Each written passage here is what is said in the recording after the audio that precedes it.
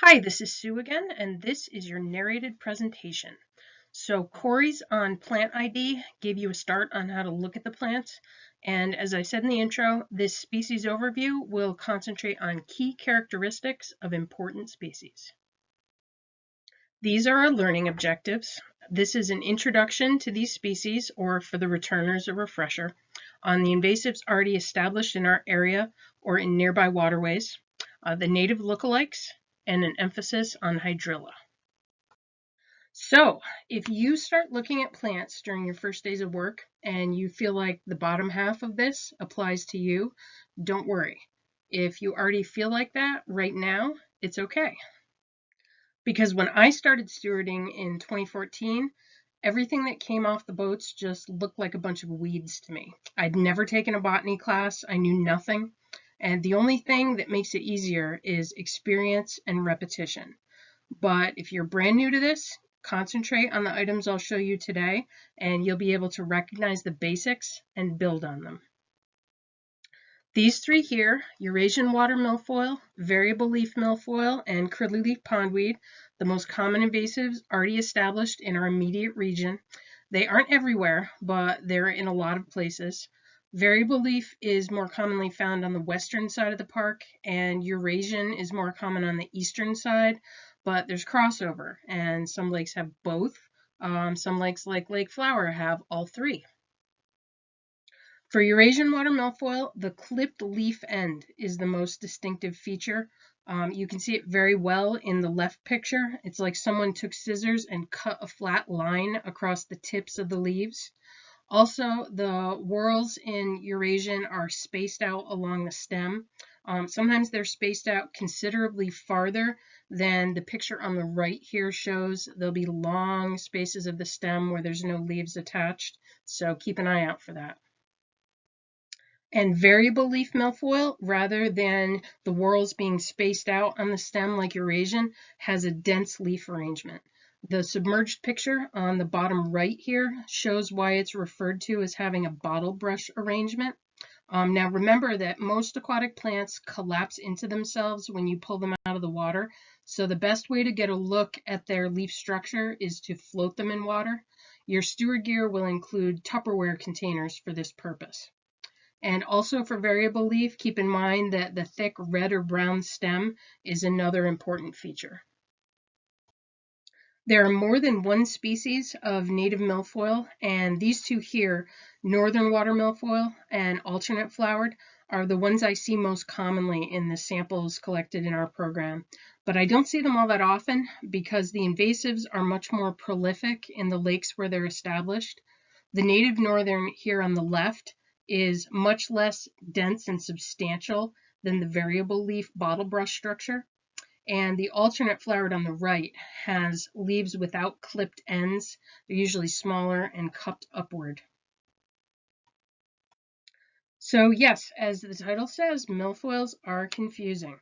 They can be hard to identify when you find young pieces. It can be even harder or sometimes impossible even if the sample is very small or very degraded.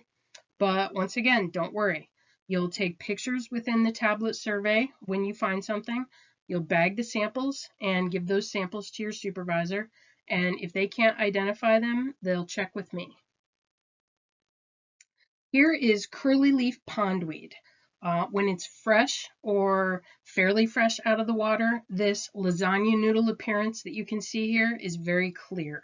The edges of the leaves are also serrated. It's not going to be visible to you here in these pictures, but all of your supervisors have pressed laminated samples of actual plants, and you'll easily be able to see those serrations with the naked eye, and they'll show those to you for continuing education once you start work.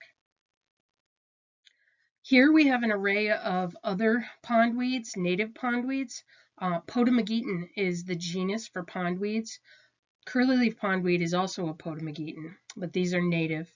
They're large leaf pondweeds, clasping leaf pondweed, variable pondweed, and others, but you don't need to worry about species level identification for the natives. You can study the main guide that is on all of your tablets if you want to know more, but the important thing is there's a lot of them. So many pondweeds. So just look for the serrated edges because the natives do not have that feature. Curly leaf can lose that obvious lasagna noodle appearance once it's out of the water for a while, but those serrated edges don't go away. So watch for those. And hydrilla.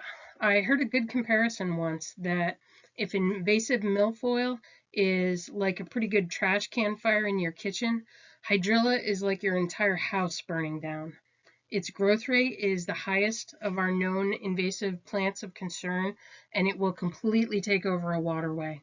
The top right picture here that looks like a road going between two fields is actually a reservoir in Alabama after they mowed a path through the hydrilla. You can see the handful of places it has already established in our state listed here: Cayuga Lake, Croton Reservoir, Erie Canal. So if you see boats from any of these locations, for Cayuga Lake, if they just say Finger Lakes in general, inspect it like it could be from Cayuga Lake. Inspect them with extreme care. They're controlling it pretty well in all these areas, but it can still escape. In these pictures, you're unlikely to be able to see the difference, but hydrilla has more than 3 leaves per whorl, typically 5. Native Elodea has typically 3 leaves. And like curly leaf, hydrilla also has serrations along the leaf blade. So that should be sticking out to you already, that serrations on the leaves are a common invasive characteristic. Unfortunately and annoyingly, there is another invasive called Brazilian Elodea that shares traits with both hydrilla and the native Elodea, but the key part is always the number of leaves in the whorl. Brazilian also has more than 3. In this chart here, you can see the 5 leaves on hydrilla around that nickel there, and then Brazilian with many more, and then native with its standard 3. So anytime you see more than 3 leaves, sample and alert your supervisor immediately. So water chestnuts aren't established in the interior of the Adirondacks, but they're in Lake Champlain, most heavily infested at South Bay Launch. There's also a lot in the Hudson and Mohawk rivers. See these lethal little nutlets here on the left? They have incredibly sharp points that dig into trailer bunks and catch in equipment crevices and just hang on for dear life. So look for them very carefully, especially on carpeted trailer bunks. At one point last year, the Welcome Center found a boat that had over 50 water chestnuts on a single trailer. But be especially careful when you remove them because the points are viciously sharp. These are the 2 types of invasive mussels, zebra and quagga. Zebra is the one that you'll commonly see attached to boats in our area because they're established in Lake Champlain, they're established in the St. Lawrence River, Lake Ontario, the Hudson, the Mohawk, and many other significantly sized water bodies close to the Adirondacks. Zebras have a flat edge on one side so they can sit up straight on that edge, whereas quagga mussels do not. They'll just rock over and lay flat.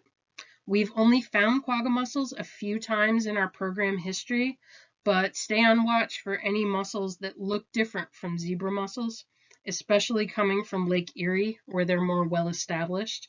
And your supervisor will have samples of dried zebra mussels to show you up close, so you'll get a better idea of what we're talking about with the D-shaped shell that can sit flat on one edge. And these are Asian clams, which became well established in Lake George, cost them several $1,000,000 to manage. They were one of the reasons why Lake George now has a mandatory inspection program. Their distinctive feature is the ribs along the shell. So if you find an Asian clam and you run your fingernail over them, your nail will click along those ridges. We also don't find them very often, but remember that they're still established nearby. And like zebra and quagga mussels, their young veligers can travel in standing water and not be visible to the naked eye. These 2 waterflea species are tiny little zooplankton. They're what is referred to as small-bodied AIS. The mussel villagers are also small-bodied AIS, and that's a main reason for decontamination programs, to kill off anything found in standing water. Spiny waterflea is found in Lake Champlain and a handful of our other southern lakes like Great Sacandaga Lake, Indian Lake, Sacandaga Lake, Piseco Lake. So take a close look at the laminated AIS table in your bin so you can push decontaminations for any boat coming from those lakes. The place they usually become visible is on the fishing lines. These pictures here are hundreds or thousands attached to the fishing lines in these pictures. Fishhook waterflea was discovered in Lake Champlain 2 years ago, and its growth exploded last year. The picture on the right is a picture from last year, and those clumps smell like grim death after they start to rot too. So if you work Lake Champlain and we had the same type of fishhook waterflea explosion, you might see things like this. As this says, there are many other invasive species. You can't expect to master all of them, but you can review these basics and read more of the literature in your steward bin and in the main guide on your tablet. You'll start off the season taking pictures and samples of all interceptions until your supervisor gives you clearance to stop doing it for a species where you've proved your identification skills. But whenever you don't know something, always take pictures, samples, give the samples to your supervisor. And this is the laminated AIS table that you'll find in your bin. Whatever lake or lakes you're working, check the list so you know what is established, and also review the other lakes so you can learn to recognize when a boat is coming from a lake that is infested with a species that is not known to be established in the lake that you're working. These are the sample bags that you'll also find in your steward bin. Make sure you always fill out the whole label because otherwise we don't know how to link that identification to the proper survey within the data. Do your best to identify the species, even if you're not 100% certain of what it is. Your supervisor or me will confirm after you pass it to your supervisor.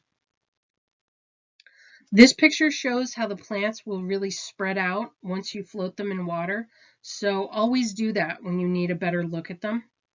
And one final time, take pictures, take samples, give the samples to your supervisor, ask your supervisor about anything that confuses you.